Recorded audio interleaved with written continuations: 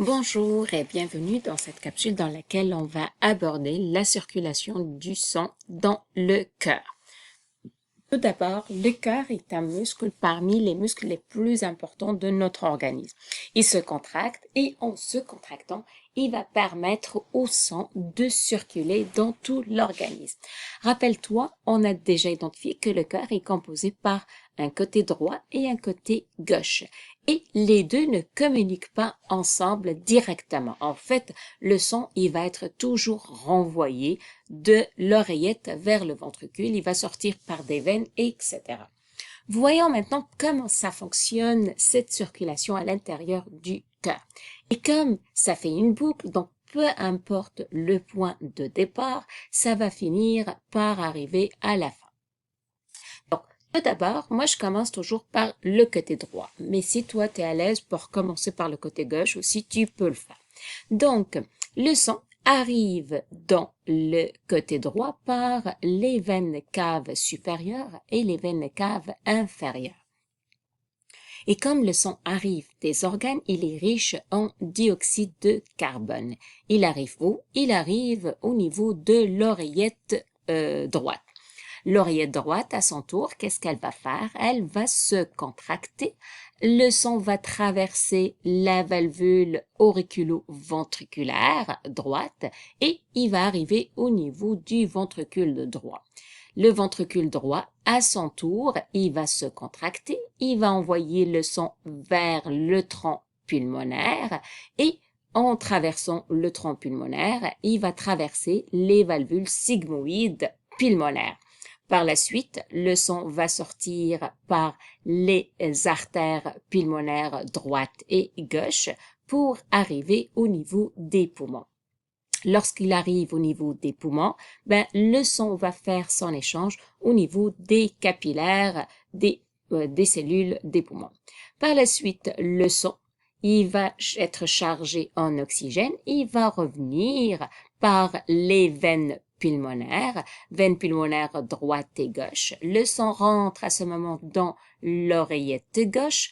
L'oreillette gauche va se contracter, va envoyer le sang vers le ventricule gauche. Mais rappelle-toi, lorsque le sang va traverser pour aller au ventricule gauche, il va traverser les valvules auriculo-ventriculaires gauche.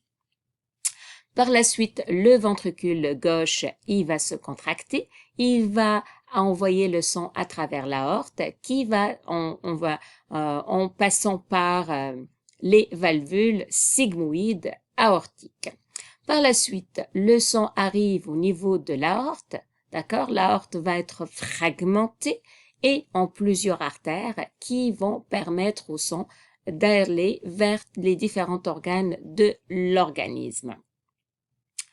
Un petit résumé pour finir. Donc, le sang arrive dans l'oreillette droite par les veines caves supérieures et inférieures. Il est riche en CO2. L'oreillette droite se contracte. On voit le sang en traversant les valvules auriculo-ventriculaires droite vers le ventricule droit. Le ventricule droit se contracte. On voit le sang vers le tronc pulmonaire. Il va traverser les valvules sigmoïdes pulmonaire.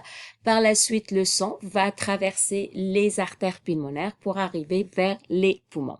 Au niveau des poumons, il va voir l'échange gazeux. Le sang revient par les veines pulmonaires droite et gauche, rentre vers l'oreillette gauche. L'oreillette gauche va se contracter, va envoyer le sang vers le ventricule gauche. Il va traverser les valvules auriculo-ventriculaires gauche, arrive au niveau du ventricule gauche qui va se contracter. Le sang va traverser la valvule sigmoïde aortique pour sortir par l'aorte qui va être bifurquée ou divisée en plusieurs artères pulmonaires. Et le sang riche en oxygène va arriver au niveau de tous les organes. Un petit résumé pour l'anatomie. Rappelle-toi, le cœur contient 4 chambres, oreillette droite, oreillette gauche, ventricule droit. Je vais retrouver en fait 2 artères, artère pulmonaire droite, artère pulmonaire gauche. Je vais retrouver le tronc pulmonaire, je vais retrouver l'aorte, je vais retrouver la veine pulmonaire gauche et la valvule auriculo-ventriculaire gauche et je vais retrouver la valvule sigmoïde aortique. Je retrouve aussi la veine cave inférieure, la valvule auriculo-ventriculaire droite, la veine pulmonaire droite et valvule sigmoïde pulmonaire et je finis par la veine cave supérieure. Ce que vous devez savoir, c'est que le cœur fonctionne en fait soit qu'il se contracte, soit qu'il se relâche. Et lorsque le cœur se contracte, qu'est-ce qu'il va faire? Il va envoyer le sang avec une certaine force et cette force va exercer une certaine pression au niveau des parois des artères. Et on parle ici du terme systole. Le systole, c'est vraiment la pression qui va être exercée par le sang sur les parois des artères. Et pour une personne en bonne santé, le systole, les valeurs de systole vont se situer à peu près égales à 120 mm Hg. Alors que on va parler de diastole lorsque le cœur va se relâcher et lorsque le cœur se relâche, qu'est-ce qui arrive?